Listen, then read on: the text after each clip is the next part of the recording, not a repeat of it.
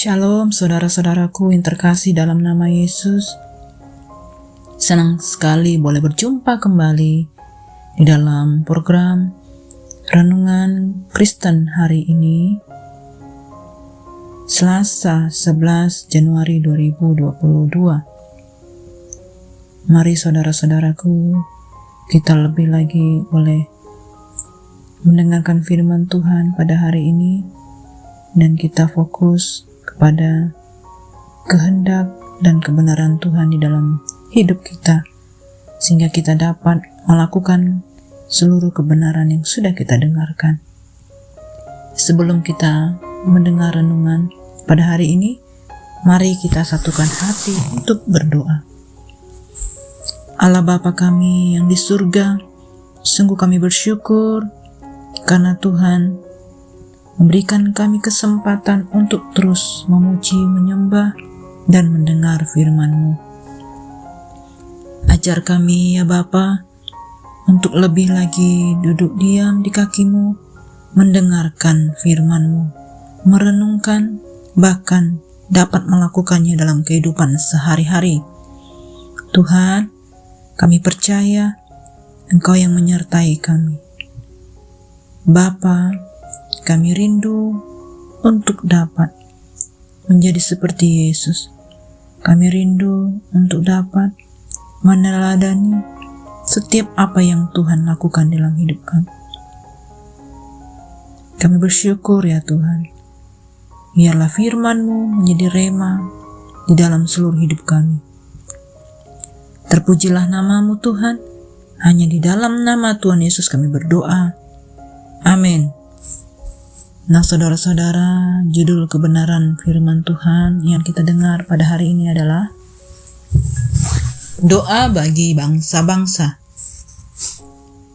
Firman ini tertulis di dalam 1 Timotius 2 ayat 1 sampai 7. Mari kita buka Alkitab kita bersama-sama.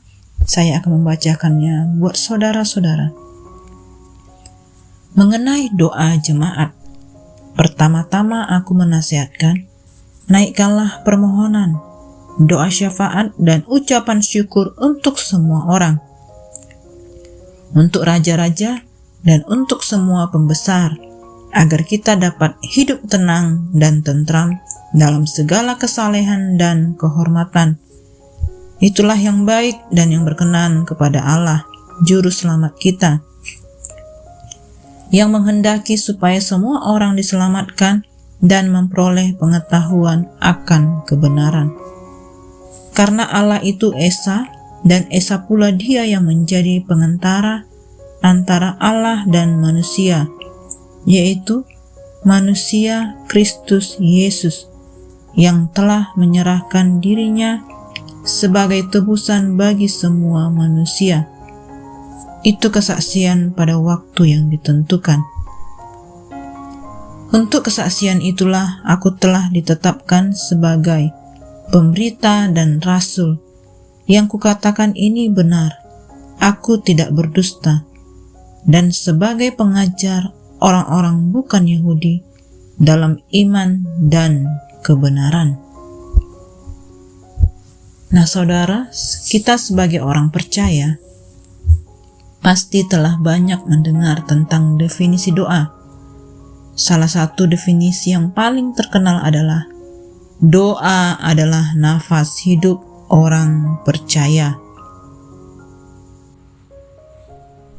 Memang sebagai orang Kristen, sudah sepatutnya kita selalu berdoa.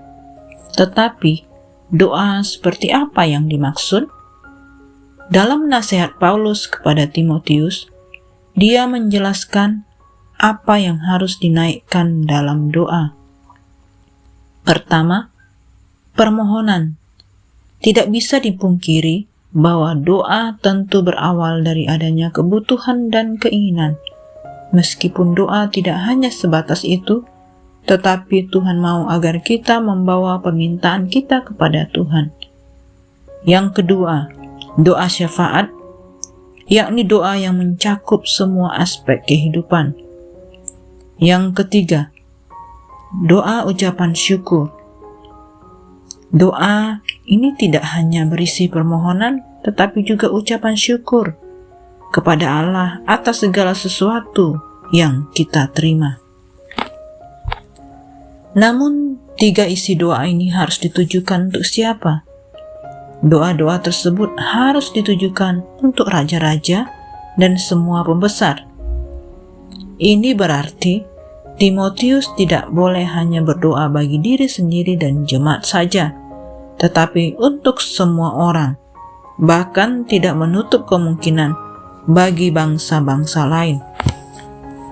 Sebab Allah menghendaki agar kita dapat hidup tenang dan agar semua orang diselamatkan dan memperoleh kebenaran Allah, bukan hanya orang Yahudi, melainkan juga orang non-Yahudi.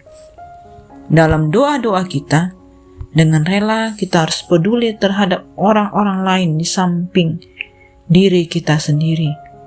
Kita harus berdoa untuk semua orang dan mengucap syukur untuk semua orang. Dan kita tidak boleh membatasi doa ataupun ucapan syukur kita sebatas untuk diri kita dan keluarga sendiri. Tentu nasihat Paulus kepada Timotius ini masih berlaku bagi kita sampai saat ini. Sebab tidak bisa dipungkiri bahwa kebanyakan dari kita masih kurang dalam hal berdoa.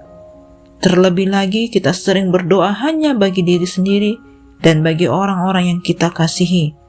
Kita kurang peduli kepada tujuan Allah bagi semua orang. Kerap kali kita lebih berfokus kepada tujuan kita sendiri. Dengan mendoakan pemimpin-pemimpin kita mengambil jalan yang paling baik untuk hidup tenang dan tentram. Orang-orang Yahudi di Babel diperintahkan untuk mengusahakan kesejahteraan kota kemana Tuhan sudah membuang mereka, sehingga ditahan dan berdoa kepada Tuhan untuk kota itu, sebab kesejahteraannya adalah kesejahteraan mereka juga. Sekarang di bawah Injil, doa tidak hanya terbatas pada satu rumah doa tertentu, tetapi orang harus berdoa di mana saja. Tidak ada tempat yang salah untuk berdoa, dan tidak ada satu tempat yang lebih berkenan kepada Allah dibandingkan tempat lain. Berdoalah di mana saja. Kita harus berdoa di dalam kamar, berdoa di tengah-tengah keluarga, berdoa saat makan, berdoa saat bepergian, dan berdoa dalam kumpulan jemaat yang lebih lagi, entah di depan umum ataupun sendirian.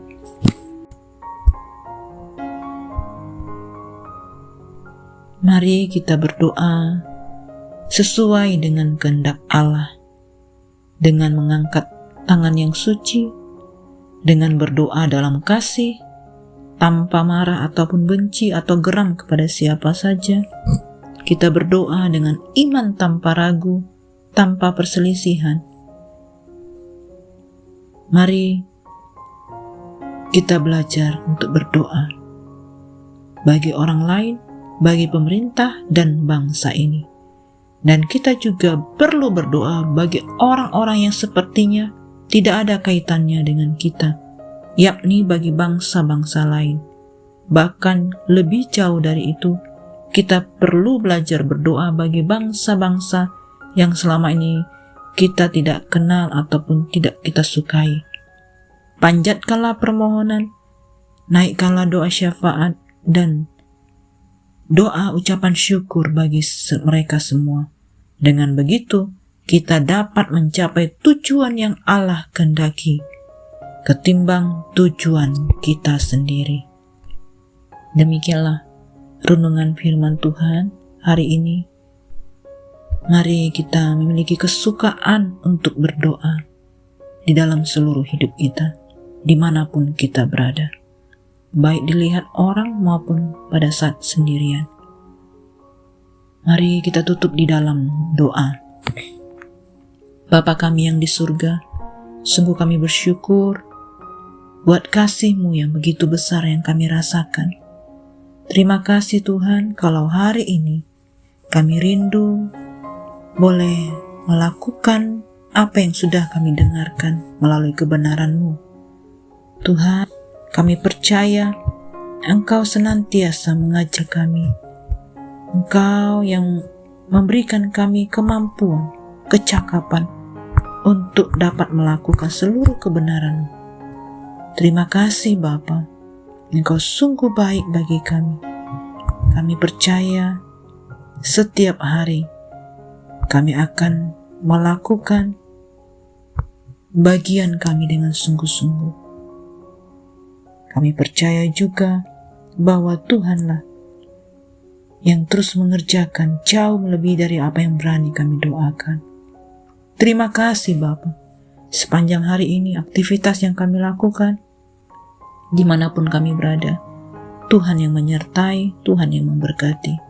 Kami tetap kuat, kami tetap memiliki iman yang teguh dan penuh pengharapan kepada Tuhan. Terpujilah nama-Mu Tuhan Yesus.